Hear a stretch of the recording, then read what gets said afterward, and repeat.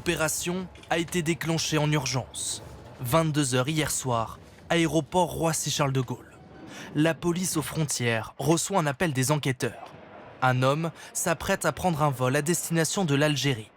Il s'agirait de l'un des membres du commando du cambriolage du Louvre.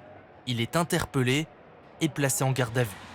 L'homme est âgé d'une trentaine d'années, originaire de Seine-Saint-Denis et connu de la police, tout comme un autre suspect, lui aussi interpellé hier soir. Des informations confirmées ce matin par la procureure de Paris.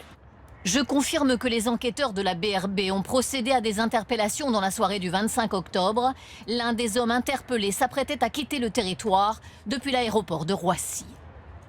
Les deux suspects sont actuellement entendus ici, au siège parisien de la police judiciaire. Le ministre de l'Intérieur s'est félicité de cette avancée majeure dans l'enquête. J'adresse mes plus vives félicitations aux enquêteurs qui ont travaillé sans relâche. Les investigations doivent se poursuivre. Ce sera avec la même détermination. On continue. Selon l'ancien directeur de la police judiciaire de Paris, les auditions des deux suspects peuvent être déterminantes. Ils ont intérêt d'abord à expliquer ce qui s'est passé, à savoir s'ils ont été commandités ou si c'est leur propre coup. Et puis évidemment, s'ils rendaient les bijoux, ce serait toujours préférable.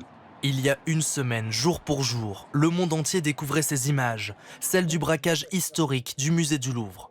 Le préjudice, 8 joyaux de la couronne de France, estimés à 88 millions d'euros.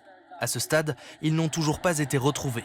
Mais selon certains experts, il n'est pas difficile de les dissimuler une fois démontés.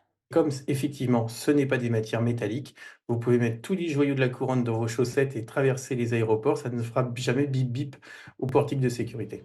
Les investigations se poursuivent. Au moins 2 suspects sont toujours en fuite.